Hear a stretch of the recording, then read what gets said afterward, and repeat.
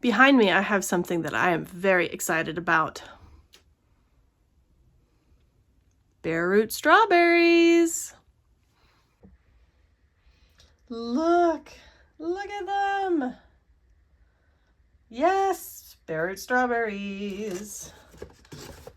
So, these are from Johnny's, and they are Seascapes, which are an ever-bearing type. And I have a nice about how to grow them page here. These came in the mail yesterday. I opened them up, took the rubber band off, and left them on the floor where it's cool. The roots are still damp.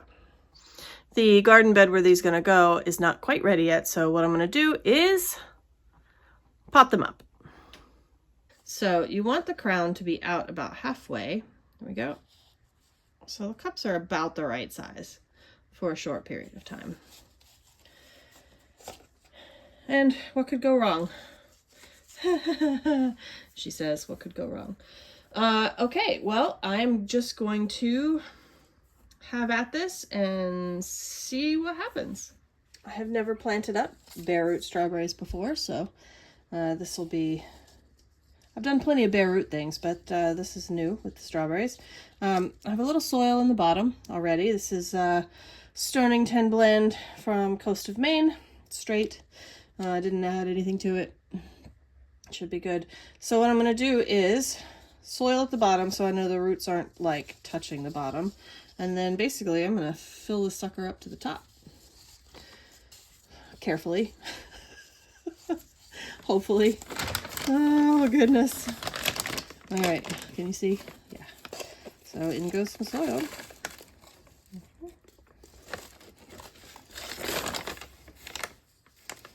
Okay, now there's going to be a lot of air probably. So I need to make sure I get these watered really well. But one thing that I want to make sure is that the crown, okay, so you've got soil about maybe halfway up the crown, but not all the way up the crown. And this soil level will sink, I assume, because of the, let's see if I tamp it. Because there's bound to be air pockets in there. Do I have any water? I do. Why don't you come see, let's see what happens. Let's see what happens when I water it. We'll test one here. Test this one out.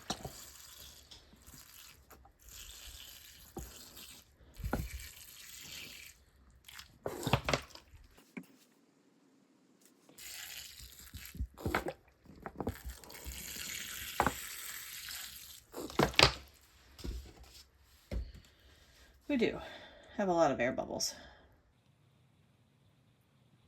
That's okay, this is a good start. As the soil settles, I should have a little room to top it off in the end. And I've got, not that you can tell, but the wicking mat underneath here is starting to absorb some of the water. So let's get the rest of them at least that far. Look at that pile. Oh, isn't it gorgeous? Look. Look at those. Oh, so excited.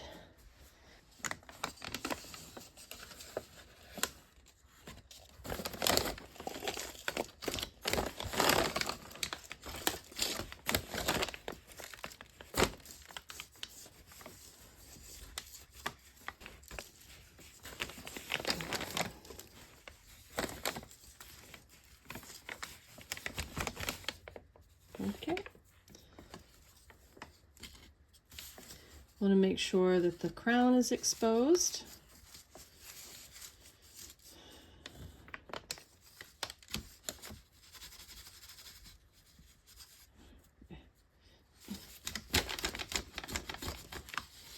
All right, let's see what happens when I water that. Look at the sweet little leaf. Okay, so if you are trying to garden to save money, the thing that you want is herbs and fruit.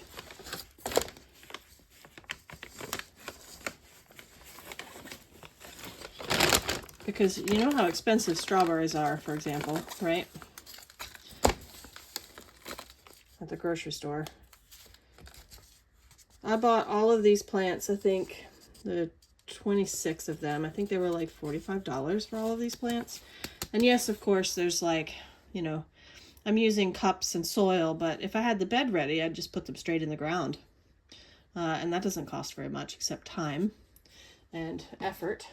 This is going to be a good return on investment. I am going to, well, my spouse is going to be building like a cage for these, because that's the thing with like fruits, growing fruits, is you have to keep all the things from eating them, and that is where the most hassle lies. So there'll be a little bit of cost incurred with that. Make sure those roots are covered. Okay, that's pretty good. But seriously, $45, and I got 26 strawberry plants, and each of those should make me bunches of strawberries.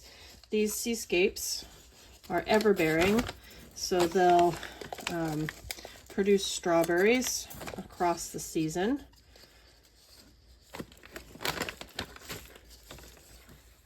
And the other thing about strawberry plants is they make you more strawberry plants. They throw off those little runners, and they make new plants, which you can then pot up and use, which is pretty cool.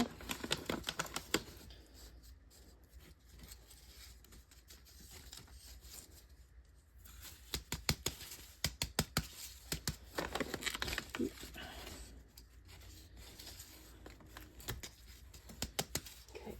You know, if you buy a fruit tree, the fruit tree costs money, $75 maybe. You get a bare root fruit tree.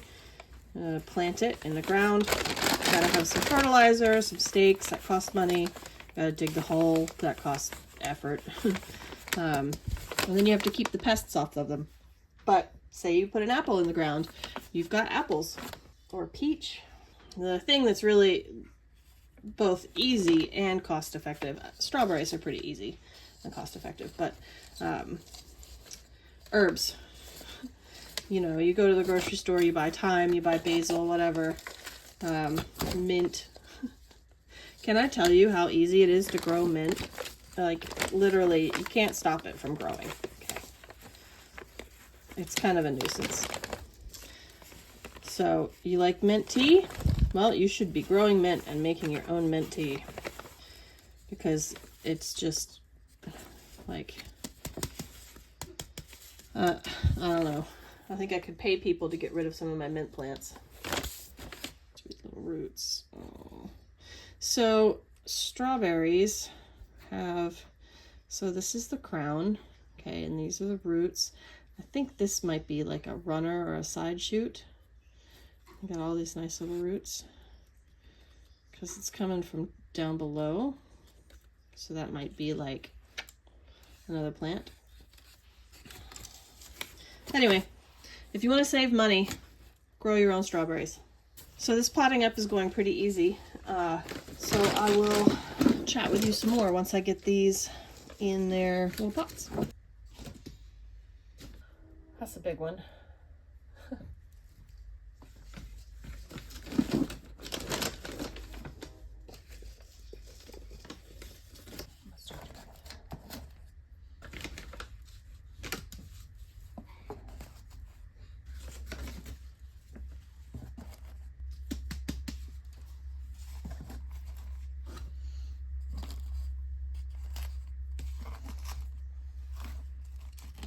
I can get about 15 of these cups in this tray.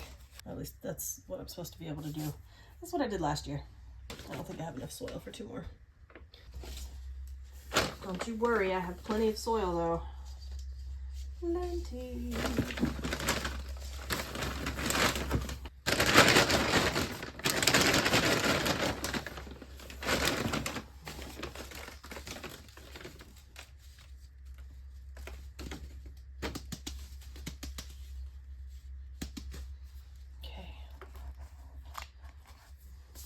More soil. All right, I got a bit of a rhythm now. I'll show you what I figured out, right? All right, so I just want to take a minute and make sure that all the roots are down. Okay, and I put it in, and I'm gonna hold the crown up at the top of the cup, and then fill with soil on both sides. But then, sort of keeping the crown of the keeping the crown of the plant kind of lifted towards the top of the cup, I'm just going to press the soil in around the bottom, and then I should be able to just top it off like that.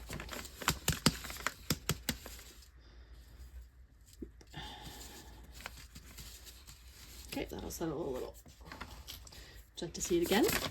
See how the roots are kind of all this way in that? I'm going to pull the roots down.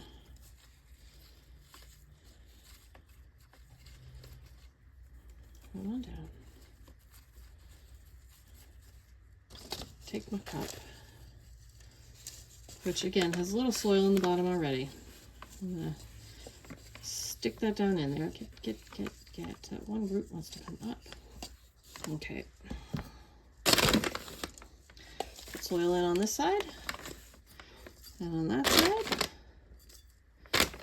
And then I'm going to secure the soil down. So you see I'm not pushing down on the plant. The plant is actually staying lifted. I'm pushing down on the soil at the edges. And then top it off.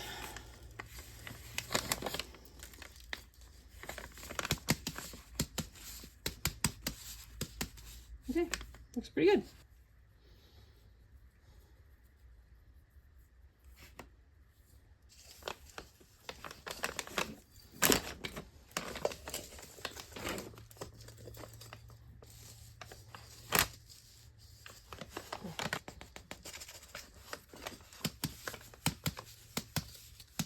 If you put it down too low, okay, I'm going to use gravity a little bit, right? So you throw a ball up, it goes up, right? So I'm just going to tug a little while tossing the soil a little bit, and that helps me to move it up without harming it.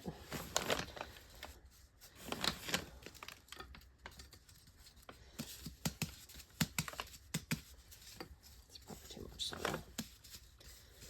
Okay.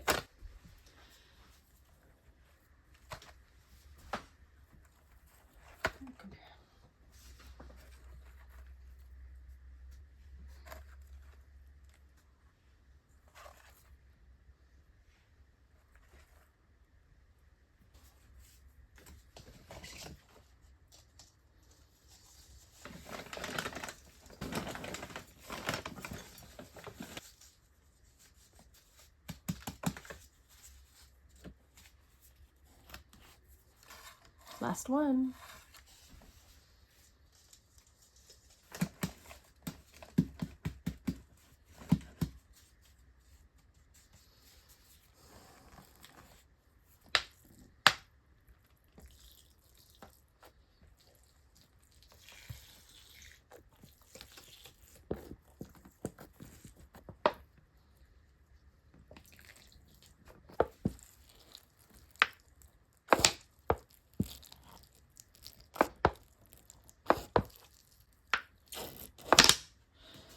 More water.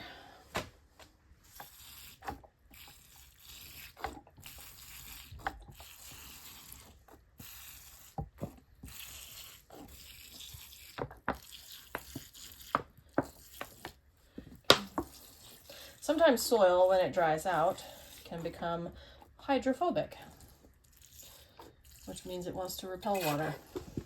So if you put just a little bit of water first and then go back with a bunch more water, it'll hydrate better. Anyway, I'm out again. I think this will be the last round of water.